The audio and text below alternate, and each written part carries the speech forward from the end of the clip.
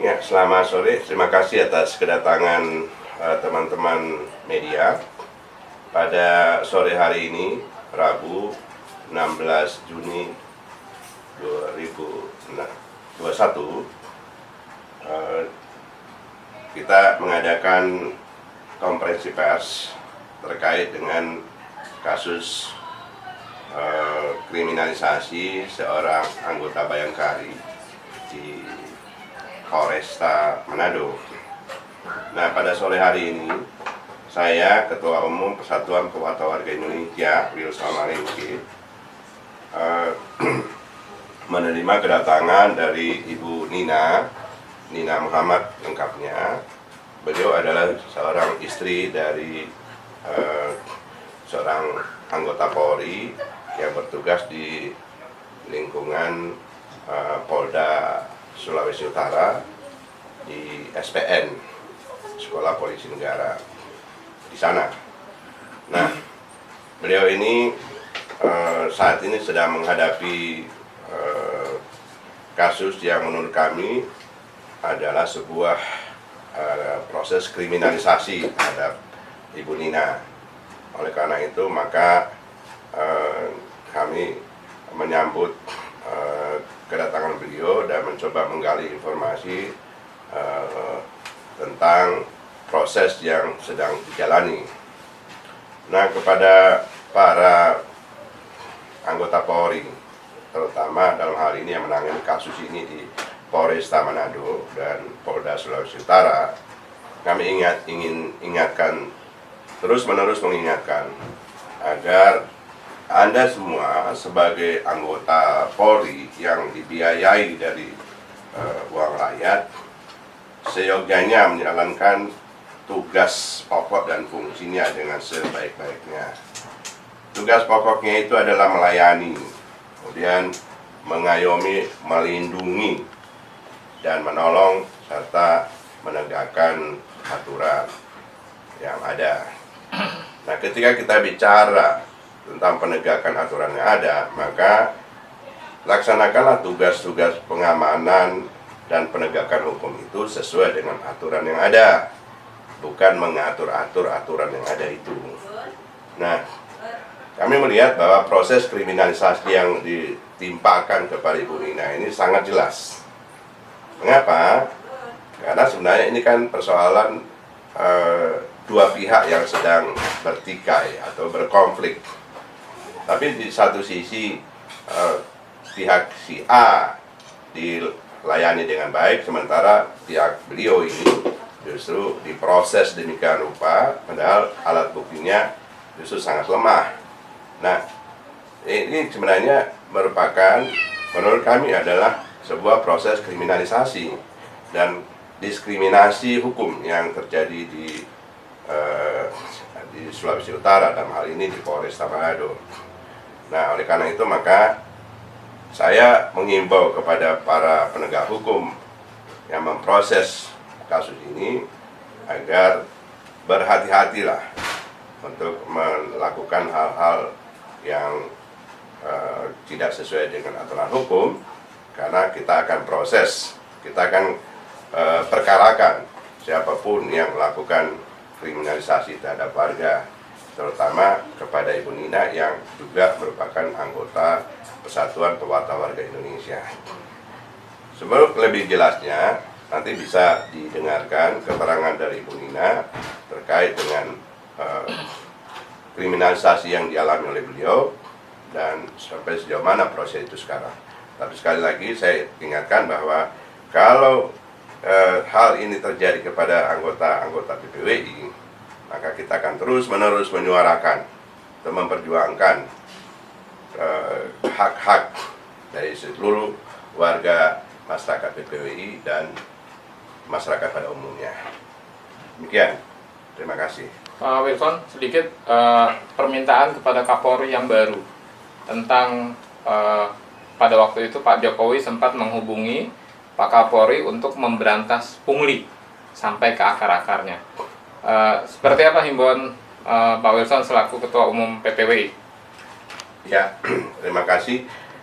yang pasti ketika kita mendengarkan penjelasan dari Bu Nina dan rentetan peristiwa yang terjadi, maka kita melihat bahwa unsur punglinya cukup kental dalam persoalan ini, bahkan mencapai ratusan juta. Nah, ini artinya bahwa aparat kita itu dalam tanda petik sebenarnya sudah menjadi preman, lebih daripada perilaku premanisme yang ada di atau yang terjadi di Pelabuhan Tanjung Priok. Oleh karena itu, maka harapan saya kepada Bapak Kapolri Jenderal Sigit Prabowo agar membersihkan para oknum-oknum pelaku premanisme di lingkungan Polri yang melakukan pungli, pemalakan, pemerasan, dan pemaksaan untuk mendapatkan keuntungan, apalagi keuntungan materi dari para pihak yang bertikai. Termasuk juga seperti yang sudah kita tangkap beberapa waktu yang lalu yang dilakukan oleh AKBP Binsan Simarangkir, oknum penyidik di Barreskrim Polri. Jadi sekali lagi saya berharap bahwa Kapolri benar-benar menjalankan tugasnya, tidak hanya membersihkan premanisme di masyarakat yang hanya mencari sesuap nasi, tapi justru harus benar-benar membabat habis seluruh pelaku premanisme di lingkungan Polri. Demikian mungkin. Ya. Ibu, kasusnya sendiri ceritanya kayak seperti apa, Bu? Ibu namanya dulu, Bu. Nama nama saya Nina Muhammad. Saya sebagai kontraktor sekaligus anggota Bayangkari SPN Polda Sulut. Kriminalisasi yang saya terima dari penyidik, pertama dari oknum penyidik ITE Polda Sulut, yang mana saya melaporkan postingan CCTV dari Bank Sulut. Saya sebagai nasabah Bank Sulut tiba-tiba bisa diposting di Facebook oleh istri Direktur Pemasaran Bank Sulut dengan kalimat-kalimat yang tidak sopan, dengan komentar-komentar caci maki, mengatakan saya gila, suami polisi, nama Joko, dinas di Polda, itu bisa di SP3 oleh Kasubdit ITE AKBP Dodi Haryansyah. Dan sebelum di SP3 sudah dinaikkan sidik, sudah ada SPDP ke Kejati, Sulut. Yang menjadi pertanyaan, dari proses Januari SPDP 30 Januari sampai SP3 7 Juli 2020 itu, saya tidak pernah mendapat SP2 HP satupun dari penyidik. Bahkan saya mendapat perlakuan yang kasar. Ada bukti WA, saya WA tidak dibalas, telepon tidak dijawab, saya ke kantor pun tidak dilayani.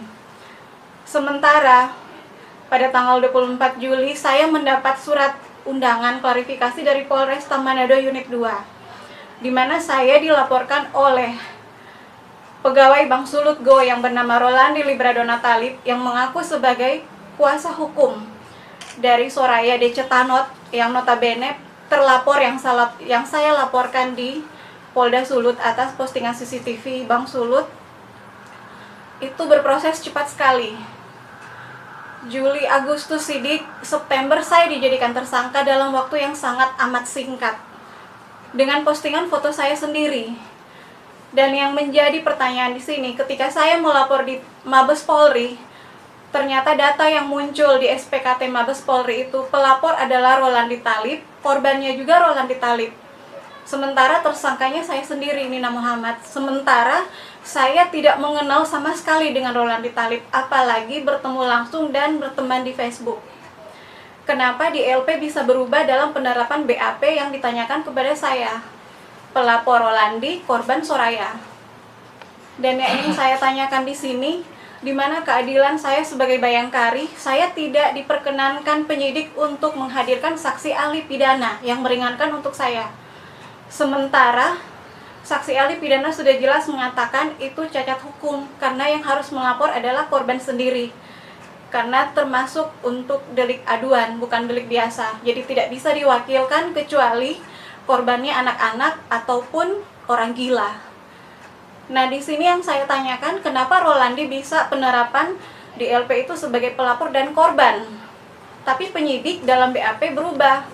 Pelapor Rolandi, korban Soraya. Dan saya memajukan di pra-peradilan, Rolandi pun tidak diambil keterangan dalam persidangan pra-peradilan. Padahal saya ingin memastikan statusnya yang mengaku sebagai pengacara Bang Sulut ataupun dia sebagai kuasa hukum dari Soraya Decetanot itu di mana. Sementara saya punya bukti kuat, dia punya SK pegawai Bang Sulut dan dia punya kartu pegawai Bang Sulut yang ada nicknya.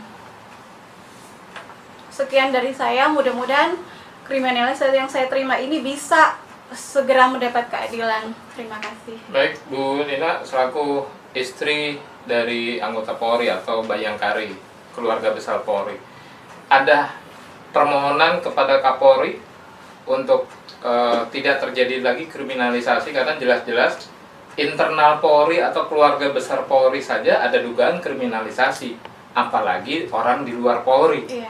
Ada permintaan Bu kepada Kapolri yang saat ini menjabat? Saya sangat bermohon kepada Bapak Kapolri selaku anggota Bayangkari, mungkin karena suami saya Bintara, saya tidak bisa mendapat keadilan.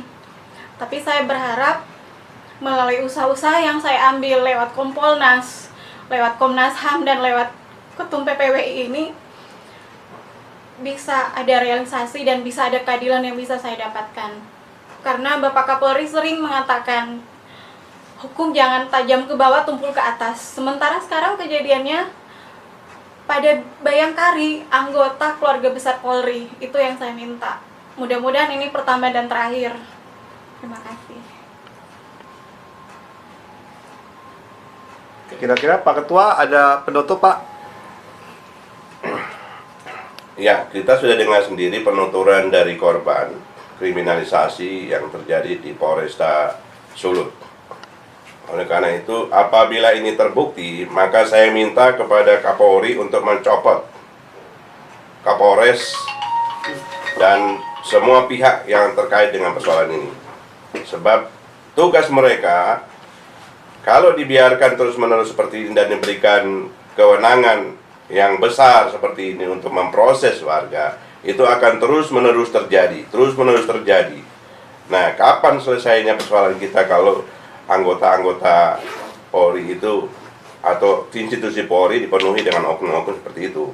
Oleh karena itu, maka saya secara tegas kepada pimpinan Polri berharap untuk segera memproses kasus ini, dan apabila terbukti, maka Kapolres, Kasat Reskrim maupun pihak-pihak yang penyidik yang memproses ini harus segera dimutasi atau kalau tidak diproses secara hukum, baik di internal Polri maupun secara pidana. Demikian, terima kasih.